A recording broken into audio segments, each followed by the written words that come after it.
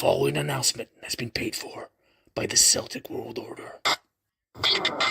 Hello there, good evening, welcome back to Celtic World Order podcast. As always, I'm Steve O'Matt, and as you can see, joined alongside me tonight as the ever handsome, ever dashing Josh. How you doing, my man? There's plenty to talk about.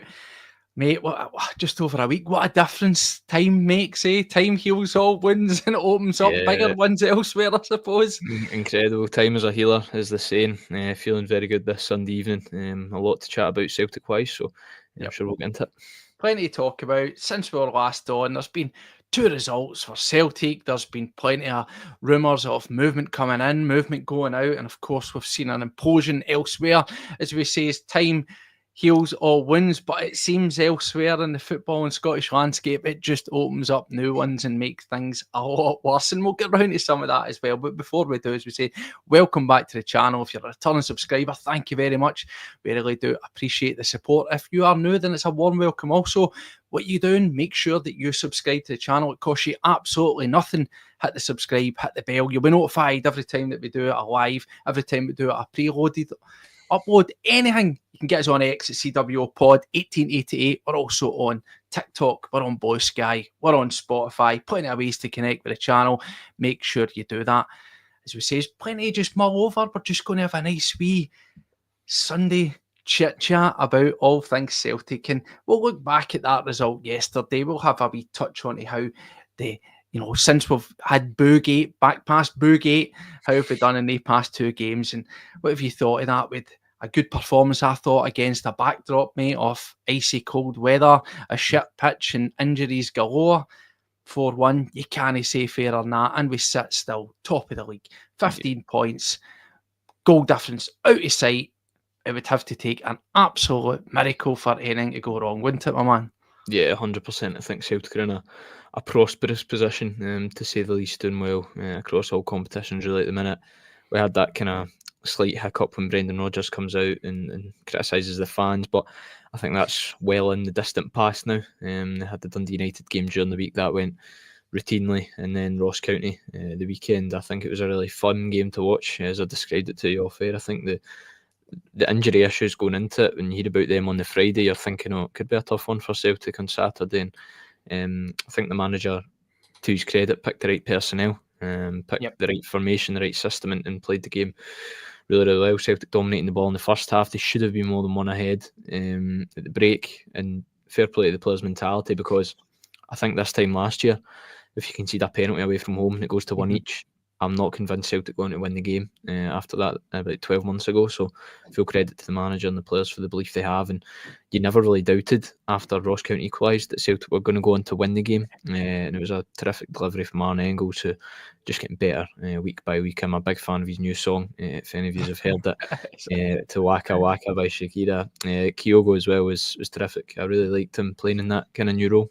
Dropped him slightly deeper, linking the play. I think it's one of his best displays under Brendan Rodgers, I feel. He get the best out of his footballing abilities when he dropped deeper, and it's no coincidence as well that on one of the days where you get a lot of good service into the box, better than usual, that Kyogo pops up with 2 goals. And then I thought off the bench, had Johnny Kenny coming into the game, making his debut, very encouraged by him. I thought showed nice turn of pace. Listen, he's still quite raw. That chance he had where he kind of snatched at it with his left foot, should have done better, but he shows good persistence to help set up Luke McCowan's goal, which he takes brilliantly as well. So an afternoon full of positives yesterday. All good, as he says, and since the last time came on, there's been 2 games. Let's get out of the way nice and early. We like to just bring up, we sat there and we spoke, didn't we, after the, as it says, back past Boogate, where the manager came out with a wee bit of shot and at the fans, and he's came round sort of a full circle now. There's a bit of joking, the tongue-in-cheek. We heard every song under the sun, every former player getting sang a bit of joke, and that's water under the bridge now. That's been put to bed in the correct manner, I think. I was quite, in terms of the game against Dundee United, we've not really touched on that. Not vintage, but again, still nonetheless very much back to what we're expecting to do. And I'll just bring this up here, because on the last show we done, we spoke about this idea, the back passing and the way Celtic have been playing, and there was a big question about, is it really that bad? And we established that Celtic on average, it's the norm. What we've been seeing is the norm. It's really just been how we've been applying it with the intensity and the getting up the park with a bit more purpose we hadn't seen. There's been no winter break, there's been no international break, so yeah, tired legs are going to come in.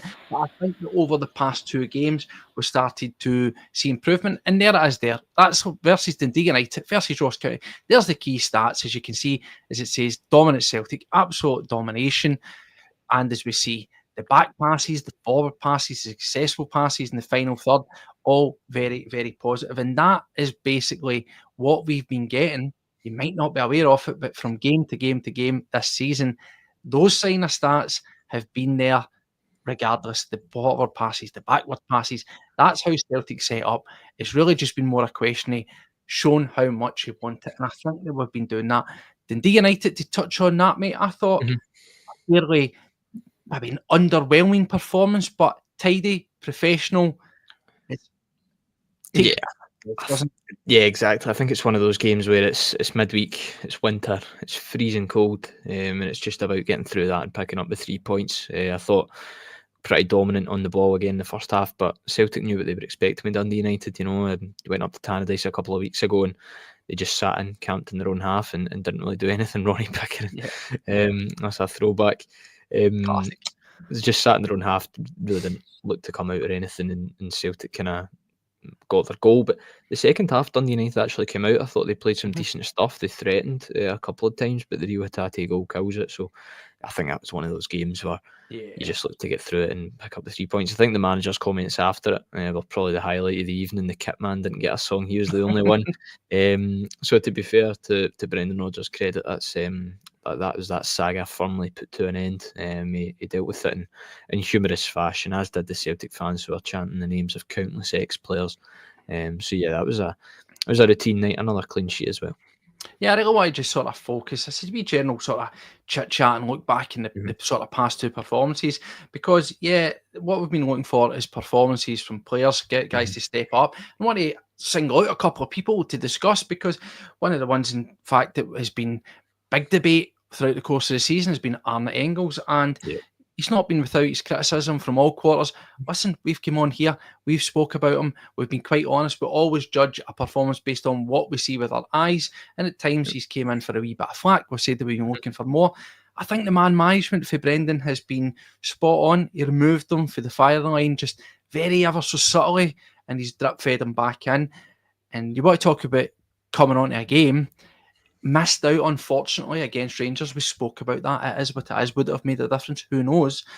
But he certainly looks like a guy who is kicking on. And when you look at his numbers, when you look at the way he's been playing consecutive games, game after game, arguably in the mix for man of the match. I know he got a couple of them, but arguably every game he's played since coming back in, he's been in that conversation, if not getting the award.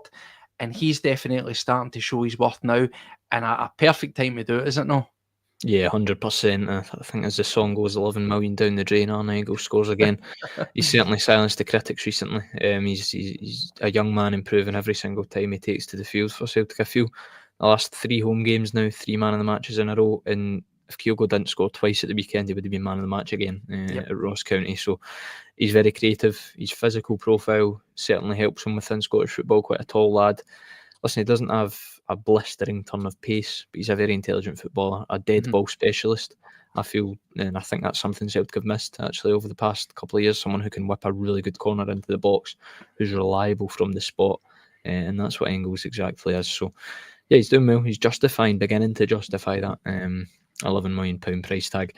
Like you say, probably wouldn't have made much of a difference in the derby, to be honest. Just I think everyone had an off day that day. As Brendan Rodgers said after the game on Saturday, that was never a Celtic team that day. No, I think everyone's just accepted it was an off day. But with Engels, doing really well. And I think he will only continue to improve. I think what's impressed me about Engels is we were always saying he looks like a guy who's trying to find where he fits into the side. And he seems to have done that. Any notion of this Matt Riley, and I don't look back, but is he going to be a replacement? Can he make very reminiscent of Matt Riley in terms of that teething issues, if you want to call it that, Mhm. the bit of hot and cold at coming in. But he's really starting to find his form, and you can see the class that he possesses. I like the way he's been getting about the pitch, particularly the last 2 games. He's constantly looking for the ball. He's taking up various positions, taking a lot of the burden actually off of Cal McGregor, who's usually that guy who's looking for the ball to try and get things started. And he says, and the delivery itself is something that is absolute pinpoint accuracy. We've seen it yesterday numerous times. Great positioning, taking up, great balls in. The one for Kyogo's headers, absolutely pinpoint perfect. He's starting to show his worth, but he's also mucking in a lot as well. I like that. He seems to be getting more involved in terms of breaking up play, ball winning, as well as just looking for the ball. So whatever's been going on there, as I say, maybe it's just, quite frankly, the basics. A young guy trying to settle into the team. He's made himself, for me at least, an absolute stick-on. And him and Cal McGregor in particular seem to have a good rapport. They're getting a good sort of relationship there.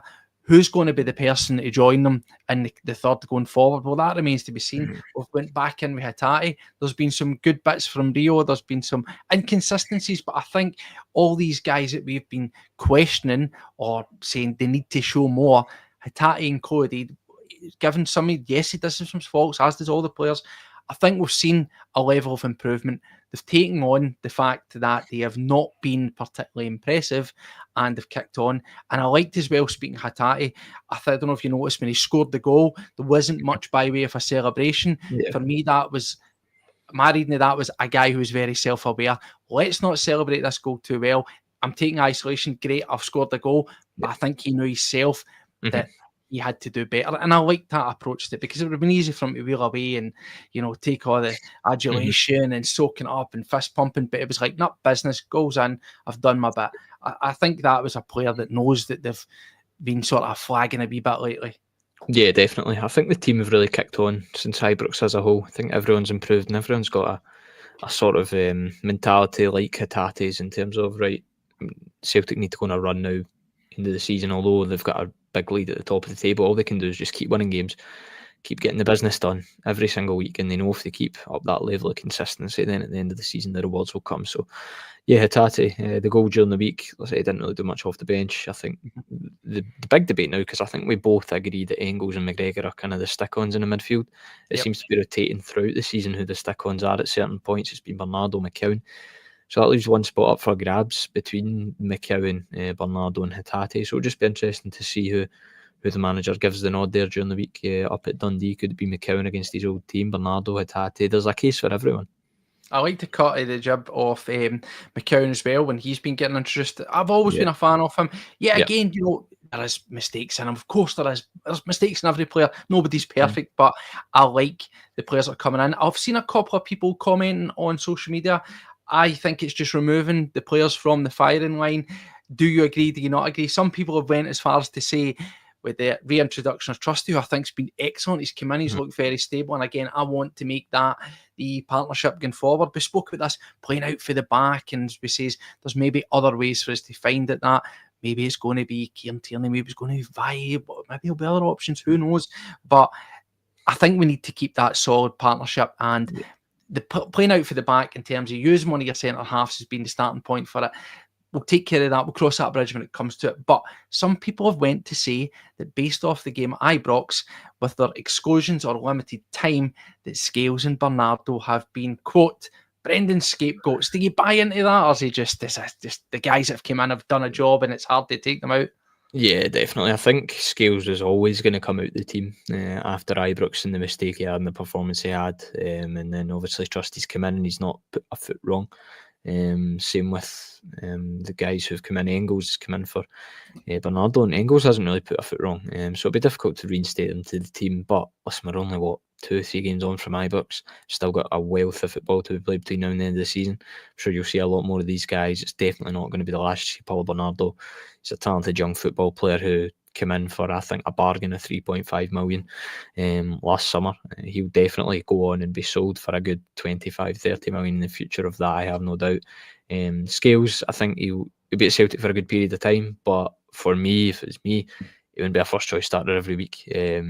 I know people say, he gives his all, 100% he does, but he's a liability at times. He has a mistake in him. That's been apparent in several big games, I feel. And I don't even think, to be honest, that Trusty done anything bad in the cup final that led to him should have been subbed off, if I'm honest. Obviously, the manager thought it did, and then Scales, to be honest, Scales is lucky because if the shot pull is adjudged to be inside the box and the penalty is given, Scales is the scapegoat. And therefore liability. And it's the same if you look at the Danilo equaliser in the cup final. Scales is playing everyone on side. But I'm not going to make this my anti-Liam Scales rant because he's a good football player. And he'd done a job coming on at left back at the weekend. He's got that versatility, and you need players like that in your team who know what the club means, who can do it in the regular domestic games. And I think he'll be around at Celtic for a long time. Well, away from Celtic for a couple of minutes if the ball is why not? Because it would be remiss to not mention it, wouldn't it? We spoke about the lows and the surprise that was Ibrox.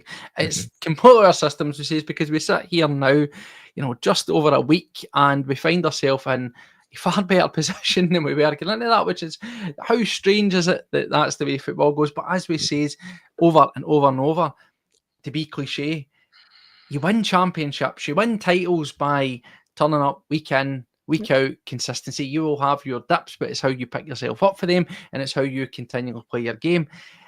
Have you been surprised at all in any way, shape or form? Because we sat after that game, so you wouldn't be surprised if Rangers went and drew against Hibs. Well, they didn't just draw against Hibs. There was other results elsewhere, as we know, and it just seems that everything's falling apart over there. It's two different worlds, isn't it? And it just goes to show that class is permanent and form can be temporary and all other sort of cliches. But, just for laughing purposes, you want to call it that, what on earth is going on across the road? Their manager's been champ managered. Normally when you get the full backing of the board, that means you are on the verge of the sack. But it doesn't. Apparently that means you do have the full backing of the board over there. So it's, mate, what a situation we find ourselves in. It's bizarre. Yeah, I mean, you say form is temporary, and Rangers' away form has been temporarily poor throughout the season. They struggle to pick up points away from home, and that's their big issue. I think at home, in the home league table, I think they're level with Celtic on points. They just can't win away from home.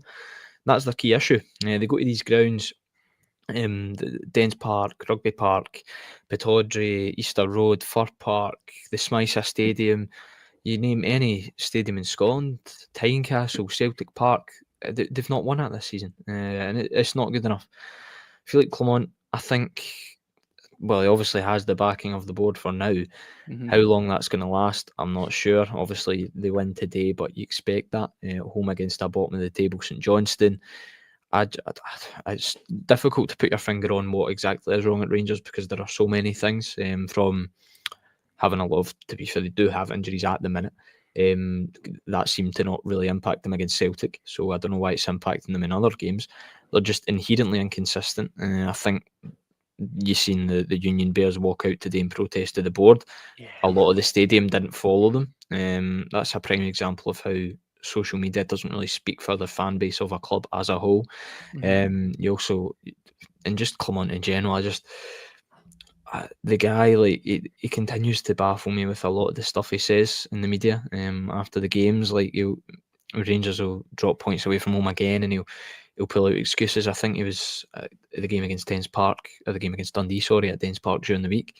He's one of the first things he said in his post-match interview or press conference was criticising Hamza Egaman, who's been one of his best players this season over the past month. It's baffling, really. But it looks like he's going to be continuing in his post. I don't think Rangers can even afford to sack him financially. So he'll probably be in his post till at least the end of the season. And he obviously signed that new contract last summer. But you've got two sides to the sword at Rangers. You've got one side who's saying Philippe Clement isn't good enough. His style doesn't suit the Scottish Premiership. He can't win games in Scotland and break down a low block, particularly away from home. You've got the other side who says this is a guy who's managed to figure out Celtic over the past two games, and that's undeniable because they've had good performances against Celtic last two times they've played them. I suppose you could say that, yep. A guy who's doing well in Europe, they're sitting in a nice position in the Europa League, and a guy who's has a long-term plan and a long-term vision at Rangers that within 2 to 3 years they can compete with Celtic. But for supporters, that's not good enough. The supporters won't accept second best. They want to be competing with Celtic now. That simply isn't the case when you're 15 points adrift in January, and it's absolutely incredible to think that Celtic are 15 points ahead of Rangers in January, and the Rangers board have just publicly backed their manager. Absolutely incredible. Do you know, we obviously can only take care of ourselves, and we're in rude health on and off the field. Let's be totally honest here. We are worlds apart, but I genuinely believe that what goes on at one club can affect or benefit the other. You know, we'll always toe the line and say we're only interested in ourselves, and that is true. You take care of your own household, right? But do you believe in any way, shape, or form the mood music, what we're seeing across the city, fan unrest, walkouts, planned protests, whatever you want to call it, a manager who should have been out the door a long time ago, but has been kept in situ for one reason or another? Do you actually believe that benefits Celtic, or does it act as, in any way, shape, or form, even some sort of distraction? You know, the manager went in and we spoke about the game at Ibrox. When things went wrong, he admitted in a sort of underlying way, maybe the lead, maybe the position we found ourselves in drew our eye off the ball somewhat. Quite honest there.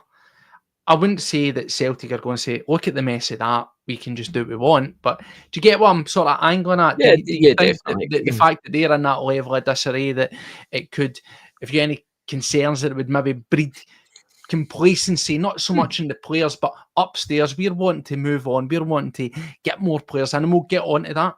We're wanting to push on, make signings and make improvements, whereas we know that they can't.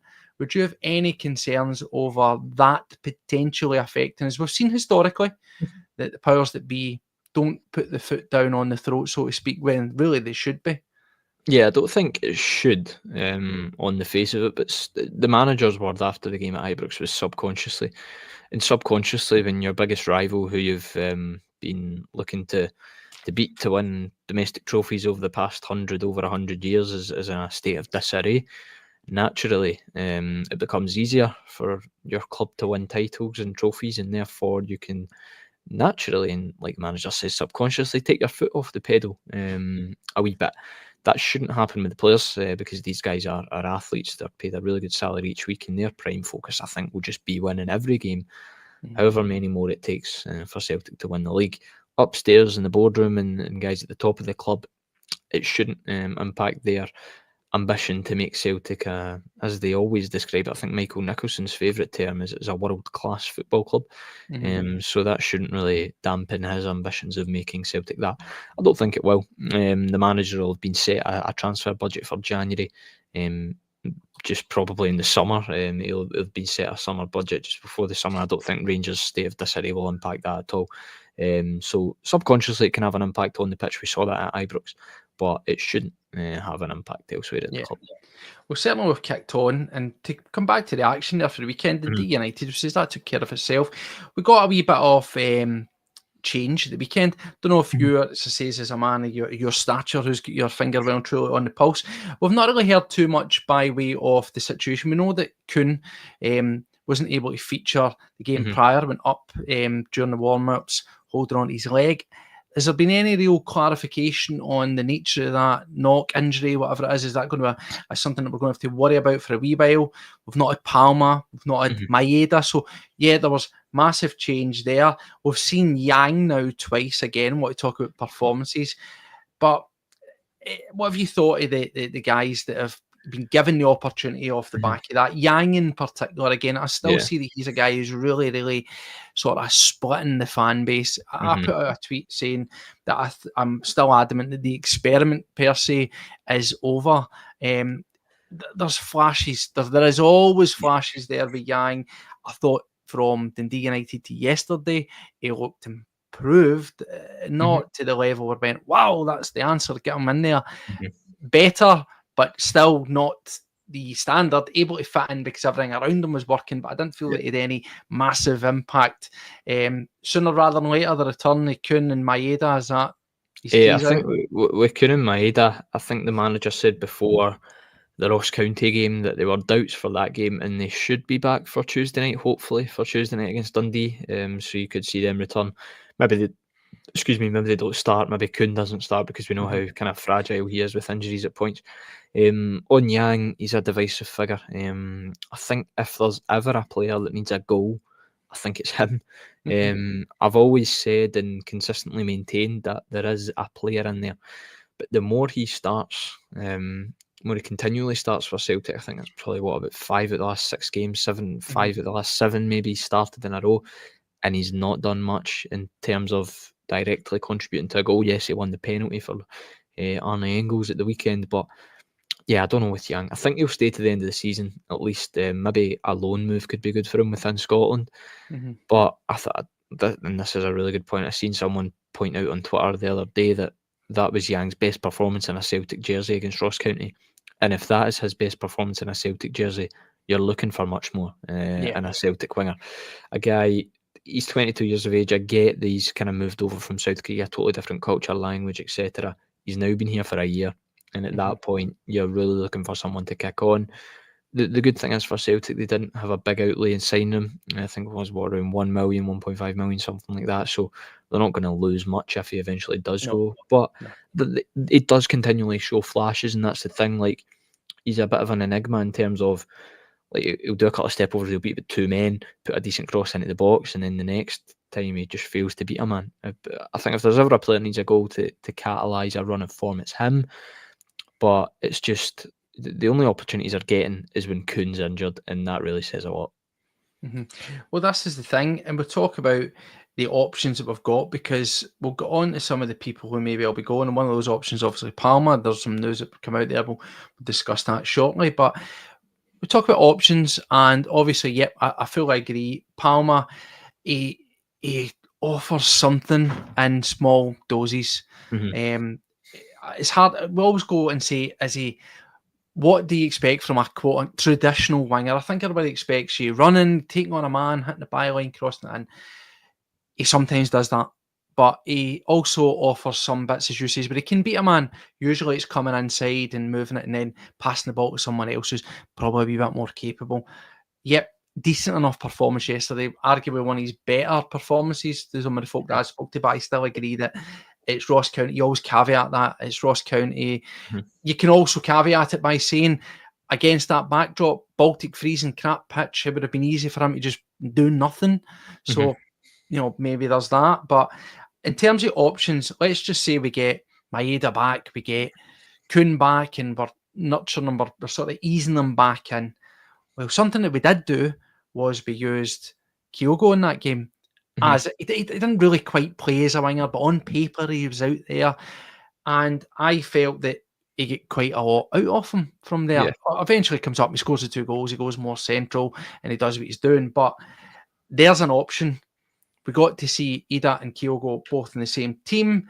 How did you think that worked out? And if Yang's not going to produce from traditional winger standpoint, do we look to maybe try that more going forward, where we use Kyogo similar to how he's been deployed at times with Japan, almost in a kind of, I say pseudo type winger, because he's never going to be sticking to that byline and getting down it, but playing out on the left or playing out on the right and drifting. Is that going to be the option then? I think it's something I would like to see going forward, because I thought it worked really well. He was more of a kind of, I would say, inside forward or a second striker. Would be the position I'd say. I thought he done really well in the role. Ida, apart from the wee flick in the lead up to the first Kyogo goal, still looking for a lot more from Adam Ida, to be honest. Don't think he played great at all at the weekend, and that was summed up in his reaction when he was getting subbed off. But yeah, definitely Kyogo. We all know he's a really good football player, a talented footballer, and he, I would argue, contributed to 3 of the goals. Obviously scores 2, and then the one where Yang wins the penalty. It's a lovely diagonal ball from Kyogo into him, so it was really effective. I think what you seen though was kind of Kyogo not as an obviously traditional right winger, more of an inside forward, and then it was Johnston who was constantly bombing up that right hand side, and then when that space was empty for Johnston at right back, you seen kind of Arne Engels in that position a lot, and Johnston was getting high and wide, and Engels was kind of filling that. And we've seen that when he was at Augsburg, he played right back a couple of times, and he was kind of in between right back and kind of the right defensive mid role at the 6, and he done really well. Engels in that position at the weekend, so I think Rodgers shown good tactical adaptability in that sense, and definitely Kyogo is a guy who you know wherever you put him, he's going to be a threat and he's going to be a goal threat. Is that what we've been looking for? Because we sat here and we spoke and we said, particularly coming back to Tierney, we'll not cover that too much because that may or may not happen this season in terms of January or end of the season. I think most folk are accepting that he will come back in some capacity. But we spoke about that and says, is that because that gives us an option to do a legitimate 3-5-2? We could do that. Could be three at the back with KT there, right? See this using Kyogo in that sort of drifting role that we're talking about with either through the middle or indeed we'll go on to him. Maybe it's Johnny Kenny that goes through the middle. But is this giving us, have we seen something there? Obviously, some of those changes were just simply by design. It's what he had to play with and he made it work. But for me, yeah, again, caveat who you're playing against, it's Ross County. I've seen enough to think this is something that we could use for a lot of teams who play in that particular style.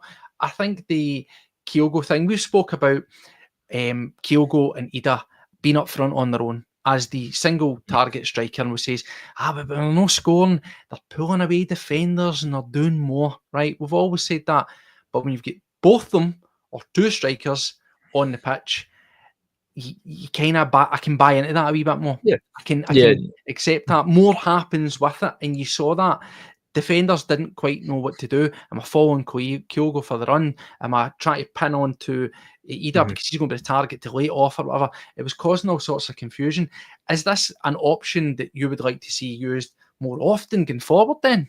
Yeah, definitely. Certainly as a viable option to play with. And like you say, I think it was fun watching that type of football. I think it was a lot more kind of free-flowing and such, and more a lot more like kind of attacking than what we've seen from certain Celtic displays this season. Obviously, under Postecoglou and then under Rodgers so far, second time around, we've been so used to seeing Celtic play that traditional 4-3-3. Maybe it's just that the change of kind of scenery to somewhat of a kind of 3-4-3, 3-5-2s kind of got us all excited a wee bit. But I think it's really good to have in your armoury that you can switch to that kind of formation based on whether it be in Europe, if you're looking for a change of personnel and you're looking to go a bit more defensive and more attacking, or based on the opponent, that you can switch it up like that. And the players showed how well they can play their roles in that. Obviously, Johnston getting up and down that right-hand side, continual threat, could have had a wee backheel goal for himself.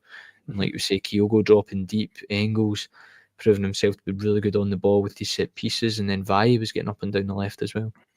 I was quite impressed with Vai. I thought it was one of his better games as the question marks over what's going to happen or not happen with Greg Taylor goes on. I think that I want to see more Alex Vai. I want to see more of him. I liked what I saw yesterday. And again, I'm using it. Yeah, I'm going to use it as a reason. But when you look at a game away at Dingwall, Baltic freezing, crap pitch, you look at a lot of these guys and think these are the guys that are not going to turn up. These are the guys that are going to drift into the game and do it. Yep. That would have been the easy one to fire in Greg Taylor because he's used to get up there and playing at Dingwall. But we saw something completely different, and I liked the all-over shape how we played yesterday. I'm still seeing people, believe it or not, who are saying, it was a hard watch. I didn't at any point think it was a hard watch. I genuinely didn't. I thought that it was plenty of the right stuff was happening. As we say, we could have been further ahead, probably should have been further ahead.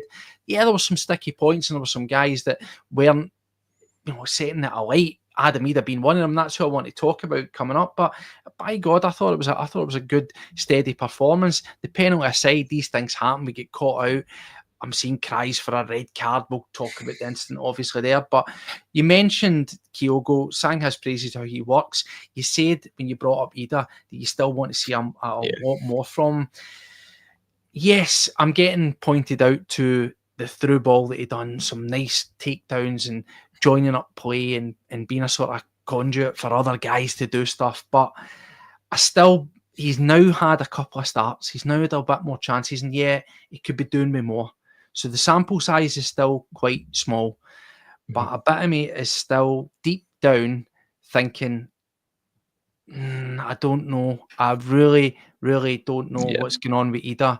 I don't know if listen, I'm not going to minimise his contributions last season. Huge, fantastic, some really great performances, huge goals, and really, really dug us out a hole. Earned a contract. The price, it is what it is. We've given our thoughts on it before. but I still don't know if he is going to be the long-term solution that a lot of people, that the manager, for bringing him in for that price, thought he's going to be. He still looks very clumsy and callous, and I don't know if it's maybe a bit of confidence or whatever. But the way I described him when I speak to one of my friends yesterday is he's a big guy who thinks he's more of a player than he is. And what I mean by that is, every time he gets the ball, how many times does he try to do a wee flick round the corner, a wee back heel? Just take the ball in, big man. Nobody's going to move you. And see, when he does the basics, he's better, but he wants to be this sort of flary, coming deep, joining up the play type of guy. And I know strikers do that when they're bored and starved to the ball, but he just needs to get back to basics. Yeah, I think, well, he started 4 out of the last 5 home games now, and for a Celtic striker, you're looking for goals. He's not scored any in those appearances. So it's not really been good enough from him. I get that he's still a young player, and I certainly do think there is lots more room for him to develop and do better in. But at the same time, like, he's just not showing a lot of signs for me. Usually, if you, like Johnny Kenny, for example, coming off the bench, he shows a lot of signs that he could be a promising player. Ida has not really shown much of that over the past kind of couple of weeks, and I would certainly agree with that comment. He is struggling, yeah, definitely, but I just think it's, if to put it this way, if Jack Butland doesn't spill that Paulo Bernardo shot in the Scottish Cup final, is Adam Ida a Celtic player right now?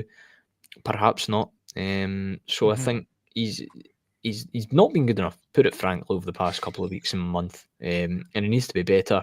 I think Brendan Rodgers will certainly know that, and he'll recognise that. But he's only been at Celtic for what now, a calendar year, a full 12 months, and I think his contributions over that 12 months certainly have him a lot of credit in the bank. He won Celtic the league last year, him and James Forrest, but at the same time, you're still looking for more from him.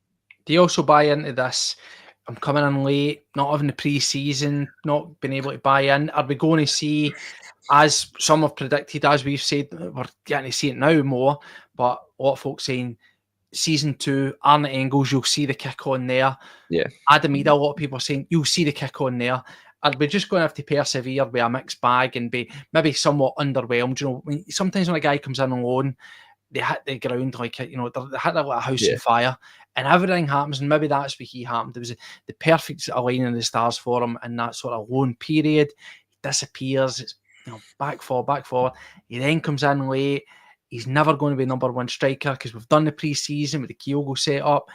Is it one of those situations? I think Celtic have got no choice but to really persevere with him at the minute.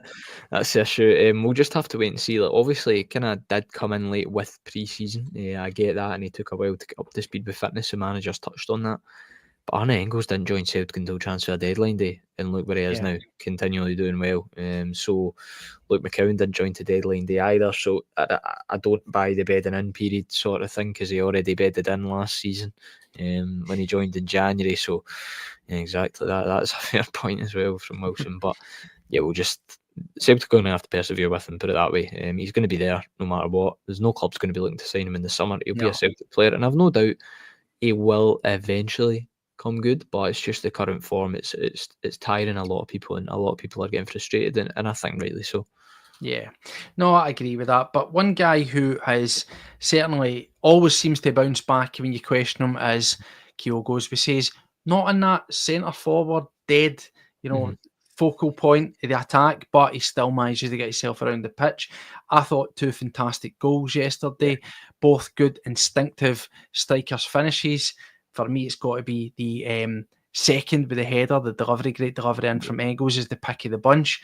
Good performance, I thought, from Kyogo. Seen a lot more from him. And I think for me, we often talk about we struggle when we play him up front. We're not finding these runs. But I think that yesterday, the way that we played that is a great advert for 2 strikers. I really do. We're sitting and talking on one hand about Ida needs to do more. And he had moments where he was joining up the play and he was perhaps diverting the attention away from Kyogo and giving him a bit more freedom. It swings and roundabouts, but as I say, you can, for me, allow that to happen. Your striker who's paid to score goals, not doing it when he's one of 2, I can buy that. But when he's the sole focus, not so much. But no, I like what I'm seeing for Kyogo, and I think that for me, if we're going to find a way to get the most out of him, yeah, mixing it up, doing this different formation, whether it's going to be him and Ida, whether it's going to be him and Kenny, him or someone else, I quite like this option, and I was very impressed with him. It's a good scoring outing. The numbers are going back up. He's rifled himself up to the top of those scoring charts in the Premier League. So a good turnaround of fortunes there for him. Yeah, definitely. I think Rodgers is needed to find a way to get the best out of Kyogo. Obviously, we've seen how good he was under Postecoglou, but I think Brendan Rodgers not really found a way to get the best out of Kyogo, or whether it's Beast's system not suiting him either. But certainly putting him into that kind of deeper role at the weekend really benefited him. It was one of his best, I've said, displays in a Celtic shirt under Brendan Rodgers. So it's really positive to see. And yeah, I'd agree with you, and I'd like to see that kind of formation, that kind of system, the positions of the players continue into midweek. I'm not sure if the manager will continue. We'll just have to wait and see. But yeah, really liked what I saw from Kyogo. 2 goals. I think he needed it, and like you say, just in a flash, he's back up to joint top scorer in the league. Yeah, exactly. Just bat an eyelid, and that's it. Probably, let's be honest, being pernickety here, Kyogo's always synonymous with scoring a lot of goals, but passing up a few, he probably should have a hat trick in that game, let's be honest, but I'm sure we can forgive that there. But in terms of how we get round to the win, 40 minutes, we get the goal, he then scores later on. It's a wee bit sort of sticky with the instant somewhere in between. Now, that comes back to obviously VAR-based issues, which I want to talk about in that game. First instant really it happens is the Hatate one for you. Is that a penalty on Hatate? Is he just got to be a wee bit stronger there, goes down easy? What's your thoughts there? I think there is contact and the player goes down. I think there's certainly an argument for a penalty. It's one of them ones where I think it's divisive and it's kind of opinion based. It's not like factual. It's not like where it's a handball where if it's his hands a penalty. It's divisive, and I think it would depend on the referee who's in charge of the game.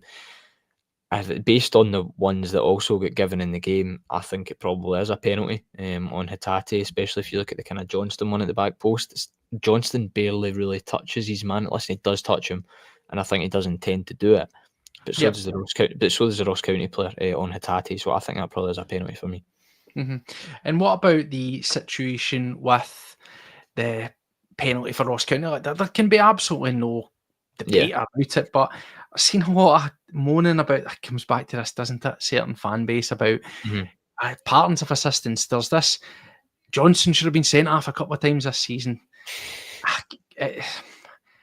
I think he probably should get booked. Let's be honest here. I think that's a bit wild, and that's something that'll come around. It's not a red card though, is it? I think it is a red card. You think so? If you look at if you look at the laws of the game, listen, I don't buy into the whole conspiracy or Johnston's getting singled out by the refs, he's getting good treatment, etc. But if you look at the laws of the game, it's the denial of a clear goal scoring opportunity, and Alistair Johnston hasn't made a genuine attempt to play the ball. Therefore, it's a penalty kick and a red card for him. So I think he's lucky to escape it in the game. I really do. And people say, "Oh, he did make a genuine attempt to play the ball." But if you look at it back, Johnston pushes his man and then ducks out the way of the ball because he knows he's going to head it into his own net. So he's took the guy out without making a genuine attempt to play the ball. So it should be a red card and a penalty kick. He's got away with one. But as we say, with decisions throughout the season, swings and roundabouts. There's ones that benefit Celtic. There's ones that won't benefit Celtic. There's incompetent officials in charge of Scottish football. We know that. And I'm sure we'll be sitting here, or you'll be sitting here throughout the rest of the season at some point talking about a decision that's went against Celtic. So that was kind of one that went for them at the weekend. Probably should have been a red, but at the end of the day, I think even if they did go down to 10 men Celtic and it was one each, I think they might have still found a way to win. Yeah, I didn't feel that even when it goes in, as you said earlier at the top of the show, that when it goes to that one each and you can see the goal be a penalty, that in times gone by we might have found that really, really sticky, but we didn't. We kept on, we kick on with what we're doing, and we eventually get the result. Yeah, I think I'm completely opposite for yourself. I understand. I can see the merits that it can be a red card. And on our day, it probably is. I think at best, he's probably got to get a yellow card, absolute minimum. That's the one that really, really baffled me. I didn't quite understand why that happened. That was the sort of first two instances that kick up. The other one is the situation where we do get the penalty, and it's on Yang. I was quite surprised that somebody of the caliber of McFadden was saying, "Not for me, not enough in it." I just did not understand that one bit. I think that for me, again, it's easy to sit here as an armchair fan. We spoke about Yang needing to score a goal.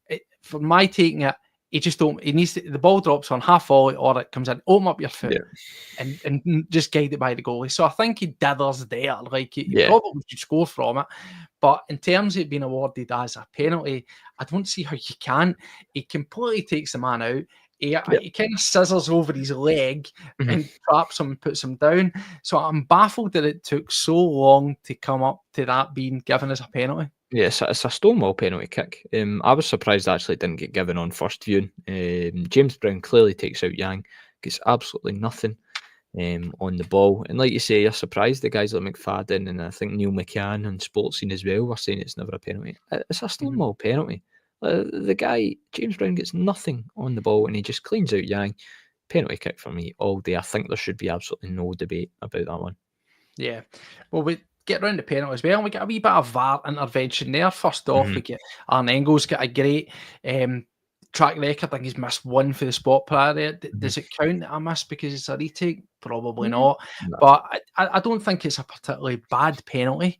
I think he hits it clean enough. It's maybe a bit sort of not quite in the corner. The goalkeeper, just again, a wee side mention, fantastic performance. I thought a phenomenal performance at that goalkeeper. Very unfortunate, but he saves it. VAR calls it back. It's clearly off the line. We've seen that the last time round when it was Schmeichel done the exact same thing. I actually think it was maybe in the same. It was the exact same goal, yeah. And he comes out, so they call it back. We get to see all sort of sides of VAR there, don't we? Some questionable things we get to see in action, and of course it's called back. The second one, he makes no mistake with it, slots it home. Good composure, good bravery to step back up again after a miss and put it away there. So, yep, happy with that. Good for Engels. And then probably before we get the fourth, you might have had another penalty because I think it's Johnny Kenny or Johnny Kenny gets taken down, doesn't he? Yeah, he does. Yeah, I think he goes down the box. And I think if it doesn't fall through to McCowan, it's probably getting called back for a penalty. But yep, plenty to speak about there. We spoke about Johnny Kenny. Let's get on to him.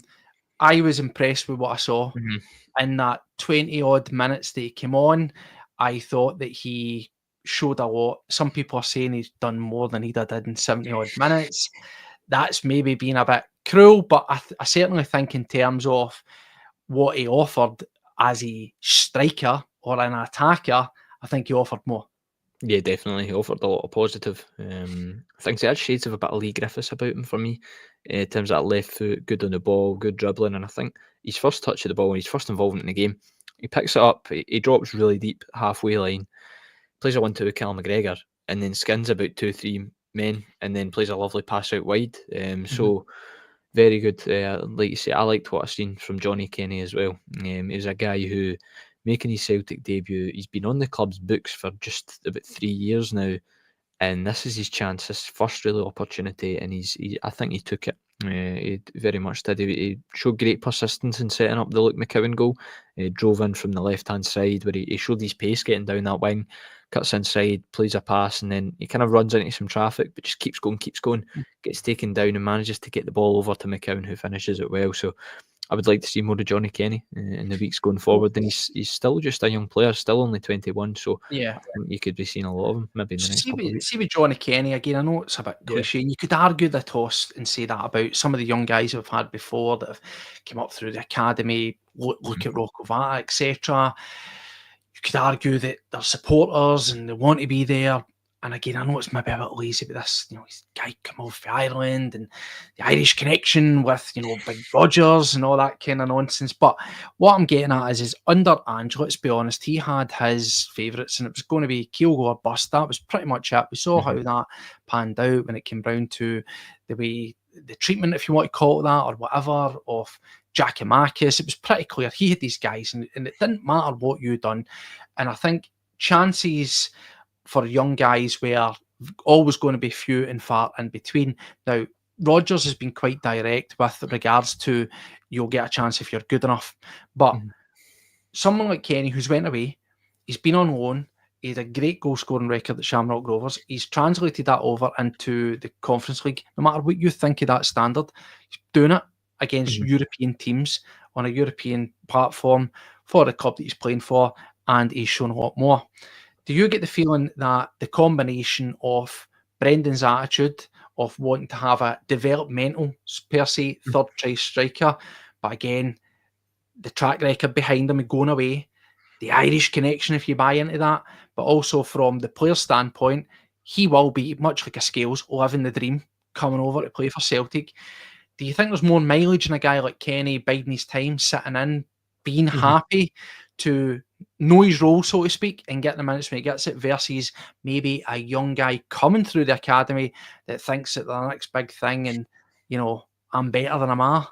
Yeah, I think he's been really patient and he's shown a really good attitude throughout his kind of spell at Celtic. So he comes in from Ireland, from Sligo, I think it is, as an 18-year-old. Eventually goes out on loan to Queen's Park in the Championship for a couple of months. Doesn't really do well there, and then finds his real feet when he goes back to Shamrock Rovers. There for about a year and a half, just over a year and a half, wins an Irish title, leads them into Europe, does really well in the Conference League, gets into the knockout stages of that tournament, second joint top scorer in the competition. And like you say, as a young player coming through at a big club, I think Rodgers has touched on this a couple of times. A lot of young guys will think when they're 18, 19, that's them. First of all, as soon as ready for the first team, they should be getting minutes. It never works out that way. You need to have the patience to continually work your way. And Kenny, at 21 now, he's had a good couple of years' experience. He's worked his backside off and kind of getting that experience and going out on loan and learning that way instead of being in the B team. He's now ready for his chance, and he's doing really well. I think that experience of being on loan has served him well. And we've seen it before with guys at Celtic, the likes of Ryan Christie, Liam Scales, going out to these clubs and coming back and being really good servants for Celtic.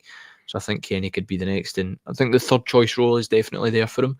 But I think there's nothing to say that he can't go on and maybe mould his way into a second choice or even get a couple of starts. I mean, we're certainly not a charity case. And nothing's won yet, despite how we find ourselves so far ahead in such a strong position. But is this a perfect opportunity between now and the end of the season for Kenny to get more minutes when we're switching things around? Now, obviously, Strangelove is saying, let's be completely real here. Bar some freak situation where Kenny gets started and he smashes in 2 goals or a hat-trick and then they think, all right, we'll play him again, and he does it again and again. Right. Aside that, he's always going to be that third choice guy. He's going to be guys brought on as an option, right? Behind Kyogo, behind Ida. But the fact that we're so far ahead, yes, you want to try and, when we've been getting more consistency out of Kyogo, Ida, I think he needs brought up. He needs to be shown more. He's been getting the chances. I'm not saying you suddenly take them away from him, but the fact that we are in such a strong position, so far ahead in the league, would you rather see us alternating between, you know, if we're only going to play one striker, Ida and Kyogo, but then when the sub comes at 20 minutes, instead of bringing one of them on, you bring Kenny on? We're in a position where we can do that. Yeah, definitely. I think with the 15-point lead, I think all Celtic can do now is focus on themselves and win their games. And I think Kenny is good enough to come on and score goals and do well in games and show more than what a guy like Ida has. He certainly, I would agree with the sentiment that he showed more than what he did at the weekend in his only 20-minute cameo. So I think there is the opportunity there for him to go and get minutes between now and the end of the season. I think especially Celtic have got, starting from Tuesday, 3 games in 8 days across 3 different competitions. You've got the league in Dundee on Tuesday night, and you've got the Scottish Cup against Kilmarnock on Saturday, and then you've got the Young Boys game the following Wednesday. So there could be an opportunity within one of those 3 games perhaps for Kenny to get the start. I think the Kilmarnock game next Saturday night at Celtic Park could be the ideal opportunity for him to come in, because I don't think he's in the European squad for the Champions League. So could be a chance for him there in that Kilmarnock game maybe next Saturday. Yeah, definitely. But there's plenty to be optimistic there about. And we'll see how this one gets managed. Certainly, it's one game, it's a cameo, it's his first opportunity getting brought on. So I think that, of course, he's going to he's going to be running around like a blue arse fly, for lack of a better term. He's going to literally be like one of us getting the opportunity, because that's what he's been given. It's a fresh opportunity under Brendan Rodgers. He's came back and he's got something to prove, and it looks as if he'll be kept about. I think that's very, very positive. So as we move on, obviously we're now in January, the window's well open, and we're talking about what we need. We've got those slight injury issues. So let's talk about the movement that's going to be happening. The thing with Tierney's a strange one. He's been in squads for Arsenal. There was all this chat of Celtic have made contact. It's solid. Then it was there's been no contact. Nothing's happened. I think if we remove ourselves for that one, we've said it. You've given your opinion. I think that's probably going to take care of itself one way or another.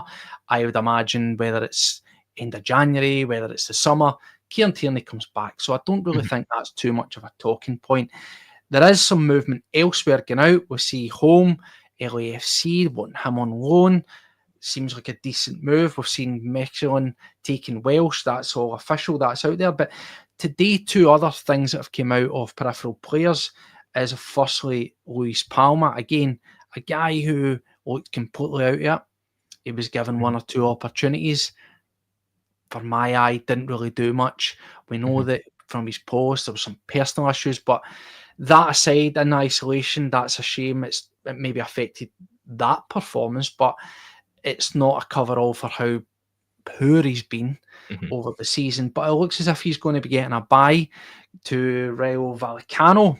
They're wanting him on loan. There was also talk of Genoa as well, but it looks like Vallecano in pole position to take him, and that's going to be a loan to a buy. I believe the option's £2.1 million. There's a loss on it, but decent moves for you in terms of what we've just spoke about. I think it's a good opportunity for Palma. I think it's best for the club to get him elsewhere and find a new opportunity. I think he'll do well in Spain. Obviously, that's his native tongue, Spanish, and in that kind of league, it's a wee bit slower. He's a bit of a slower player. He's more technical. I don't think his attributes really suited Celtic in the Scottish game. So, yeah, good chance for him. I think obviously not making a total profit on him, making a loss. In fact, at 2.1 million, brought him in for 3.5 thereabouts. So a 1.4 million loss.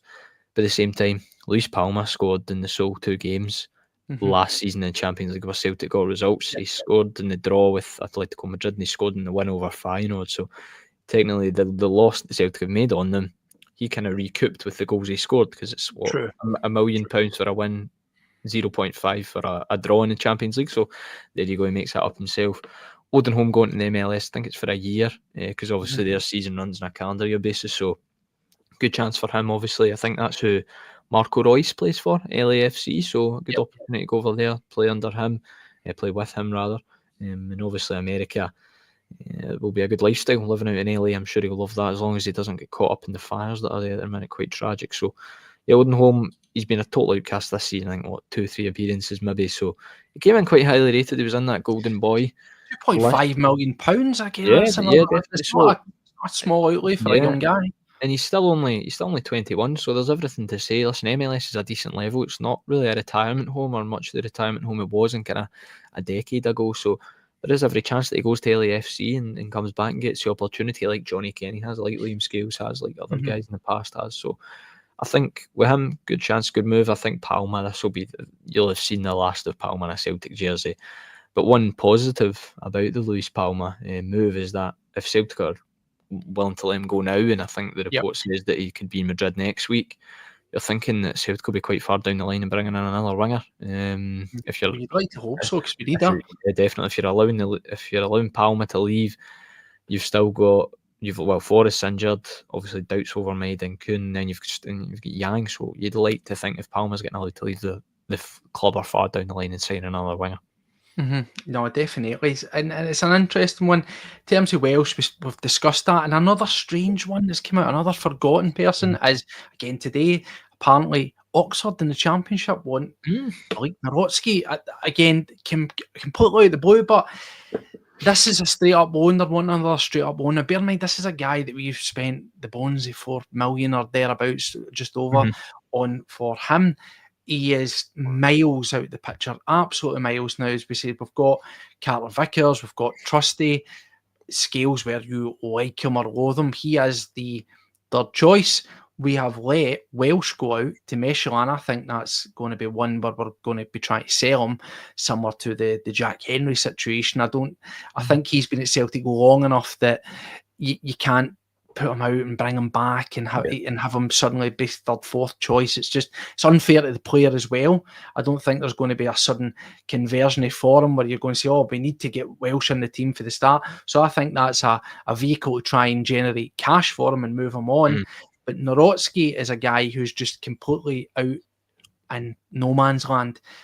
Any type of move's got to be welcome for him, is it not? And a championship club, decent level, you probably make your fee back on it if he's going down to there, would you not?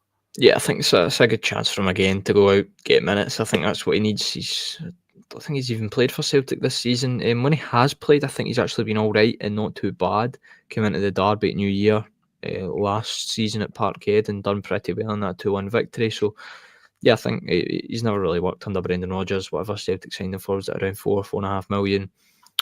I thought he was actually going to come in and be a kind of first choice central defender, but it's not worked out that way. And I'm sure Oxford United, maybe I thought he could have got a higher level than that, a bigger team than that at least, but we'll just see how he goes down there. I don't think he has a long-term future at Celtic.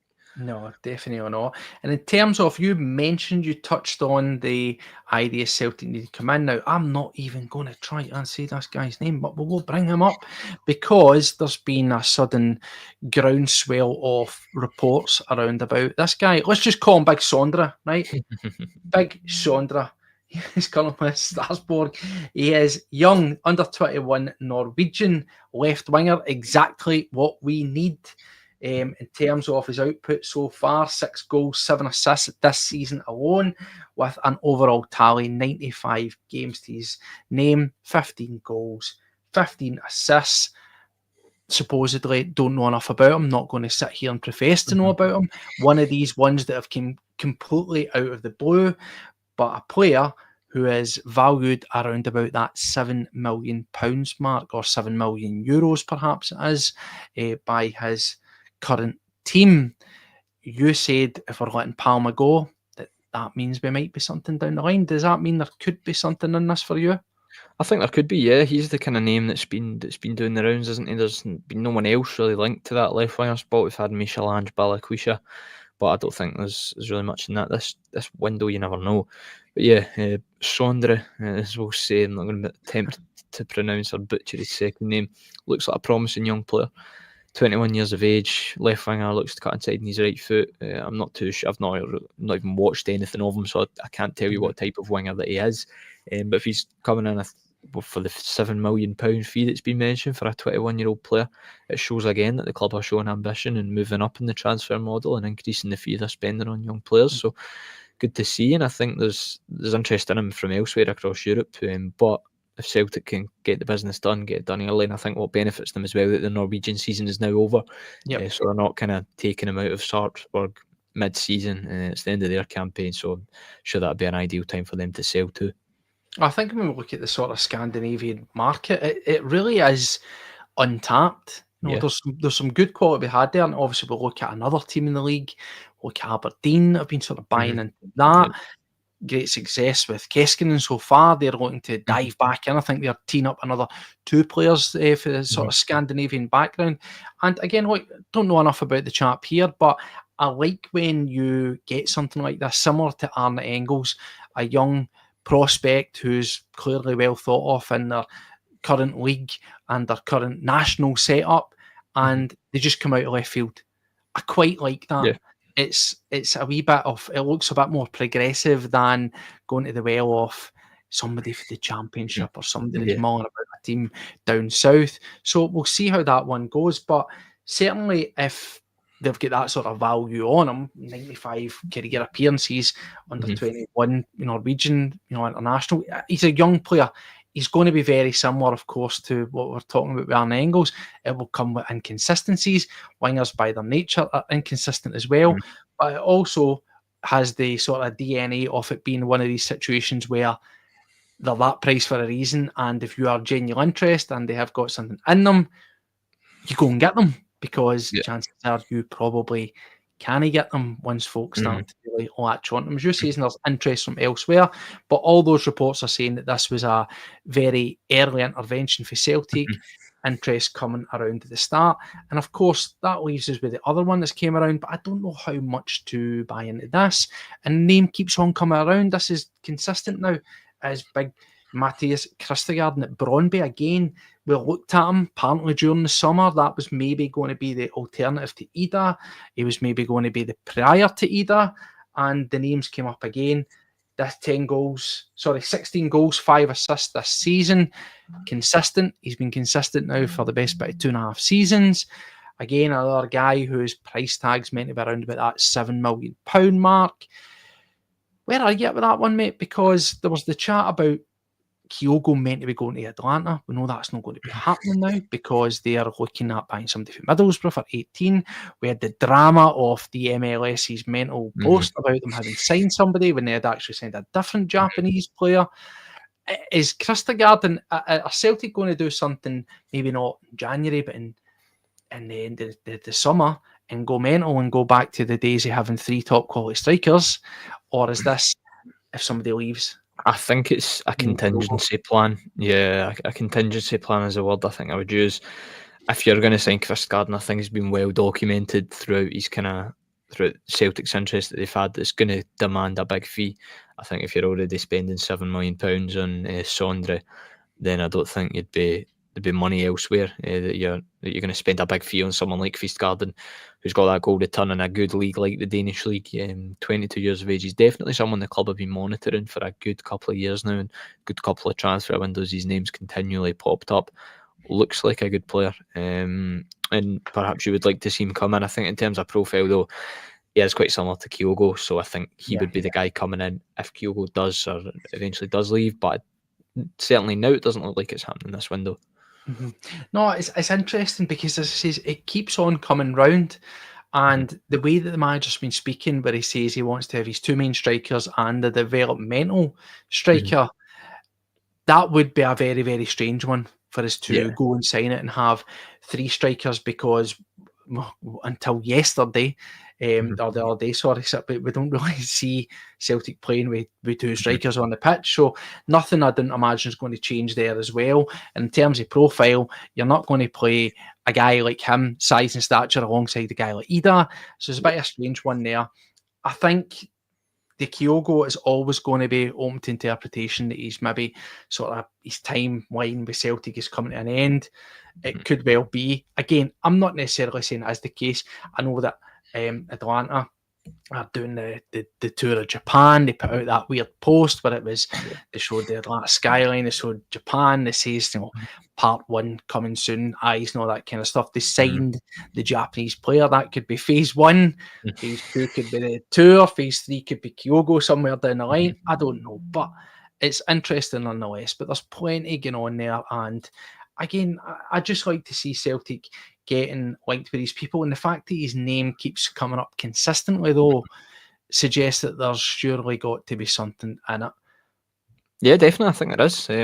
If his name, with the Kyogo one, obviously the Ronnie Dyler, I think what's interesting about the Ronnie Dyler thing was he's brought Kenny Miller in as his assistant. He's done us all a favour, just give him half the telly, I think. Yeah, that's just true, actually. He's done us a wee favour.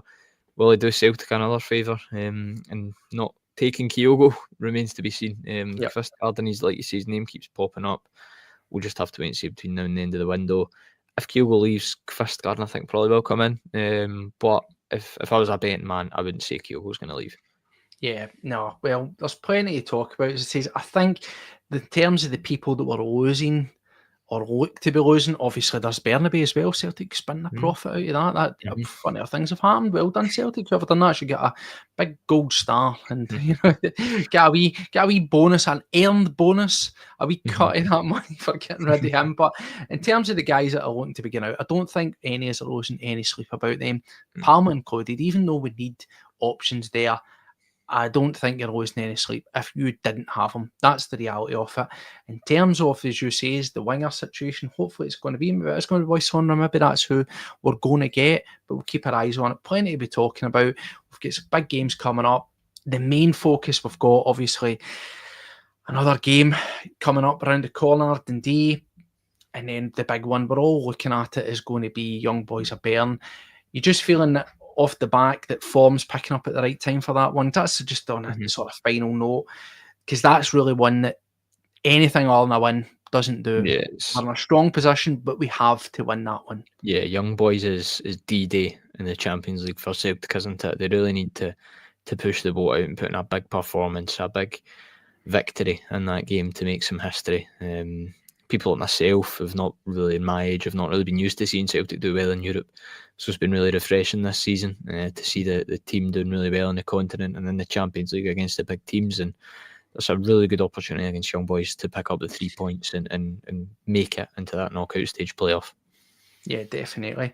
Well, plenty to talk about, and it has been an absolute pleasure to have you around, mate, once again. And of course, there's plenty of transfer news going about for the club, but there's also transfer news here, because here it is.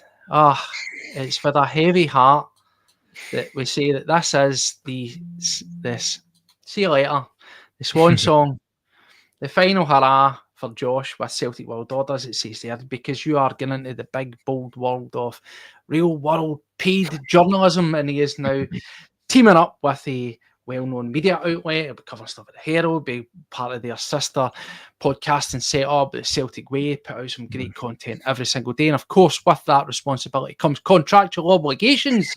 You'll be an exclusive character. Look, we've done everything. The club, we sat down with him, we tried to offer him an improved contract.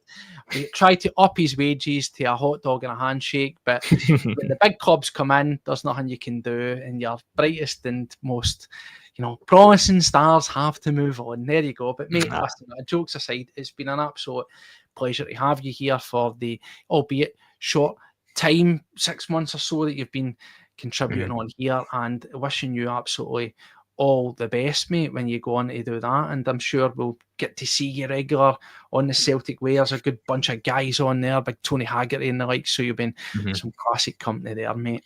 Yeah, very good. I've thoroughly enjoyed it. Good talking about Celtic with you every week. So, thoroughly enjoyed it. Thoroughly grateful for the opportunity. I'm like Tom Rogic in his last appearance against Motherwell, coming off the pitch crying here. But it's been very good day. Thank you very much for having us. It's been our pleasure. And that's the thing about, it's one door closes, another will open, and we'll be dipping into transfer market. We'll be trying to get somebody else in. We'll be on the lookout to try and fill the void. How are we going to do it? Are we going to start ending up with these O'Reilly Engels sort of comparisons? I don't know. We've managed to get Paul D in. That was a nice wee sort of surprise transfer in, and we'll look to expand the team a wee bit. But no, I speak for absolutely. I see everybody, the small group of us. We are a small team here, but it's been an absolute pleasure having you about, mate. Top quality contributor, talk a good game, know your stuff, and I look forward to checking out what you do from here on in. So if you haven't followed Josh already, get your body on X, follow him on there. His links are down below in the description. He also does the loan and youth updates page as well. So all this stuff that we've been talking about, he'll keep you updated. You'll not need to listen to guys like me telling you, because he'll tell you before I even want to tell you. So anyway, mate, listen, thanks again for coming on, and as we says, everybody, I'm sure, shares the same sentiment there, mate. So enjoy it when it comes round, and as another good guy getting into the world of paid media. See, there's some good guys in there, by the way. It's not all Kenny Millers and Chris Boyds. There's guys like Josh in there. So the future, the Celtic supporting future of the written word and online media for football is alive. Anyway, mate, take care of yourselves. Enjoy your new start at the turn of the week. And don't be a stranger. We shall see you all later. Until the next time. See you later, guys. Thank you. Hail. See you later. Bye-bye.